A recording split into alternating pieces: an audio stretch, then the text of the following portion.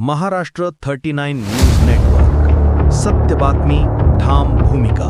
Gas टंचाई विरोधात वंचित बहुजन आघाडीचे आंदोलन।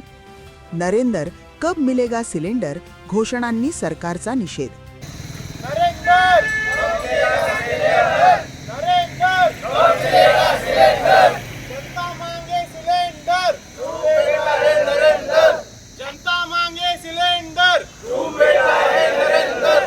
वेळेवर सिलेंडर न मिळाल्याने नागरिक त्रस्त। नंदुरबार जिल्ह्यात घरगुती गॅसच्या तुटवड्यामुळे नागरिकांना मोठ्या अडचणींचा सामना करावा लागत असून वेळेवर गॅस सिलेंडर उपलब्ध होत नसल्याच्या तक्रारी दिवसेंदिवस वाढत आहेत। या पार्श्वभूमीवर वंचित बहुजन आघाडीच्या वतीने जिल्हाधिकारी कार्यालयासमोर आंदोलन करण्यात आले। या आंदोलनादरम्यान कार्यकर्त्यांनी जोरदार घोषणाबाजी करत केंद्र व राज्य सरकारच्या धोरणांचा निषेध केला।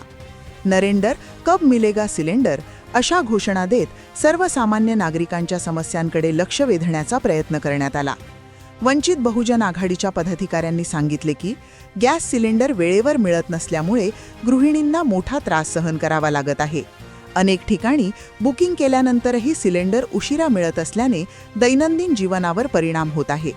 यावेळी प्रशासनाने तातडीने लक्ष घालून घरगुती गॅसचा पुरवठा सुरळीत करावा, तसेच नागरिकांना वेळेवर सिलेंडर उपलब्ध करून द्यावा अशी मागणी करण्यात आली। अन्यथा आंदोलन तीव्र करण्याचा इशाराही वंचित बहुजन आघाडीच्या वतीने देण्यात आला आहे। महाराष्ट्र 39 न्यूज नेटवर्कसाठी सागर मेटकर, नंदुरबार। जय भीम। नंदुरबार जिल्हाधिकारी कार्यालयावरती नरेंदर कब मिलेगा सिलेंडर या आंदोलनासाठी आलो होतो। तरी आम्ही अप्पर जिल्हाधिकारी साहेबांना निवेदन दिला। त्या निवेदनामध्ये आमच्या प्रमुख मागण्या होत्या, गॅस सिलेंडरसाठी होणारी कृत्रिम टंचाई थांबवावी आणि गॅस सिलेंडरचा काळा बाजार रोखण्यात यावा। 25 दिवसानंतर जे गॅस सिलेंडर लोकांपर्यंत द्यायची ही जबाबदारी भारत सरकारने घेतली आहे, ती पूर्णपणे पार पाडावी आणि काळा बाजार करणाऱ्यांवर योग्य ती कारवाई करण्यात यावी आणि जे टंचाई आहे ती त्याच्या माध्यमातून थांबेल, त्यासाठी पोलीस प्रशासनाने योग्य ती कारवाई त्या काळा बाजार करणाऱ्यांवरती करावी। आणि वसतिगृहात राहणारे जे विद्यार्थी आहेत त्यांना सध्या तरी भोजनासाठी खूप त्रास आणि लांब जावं लागत आहे आणि गॅस टंचाईमुळे त्यांच्या वसतिगृहामध्ये जेवणाची व्यवस्था व्यवस्थित होत नाही।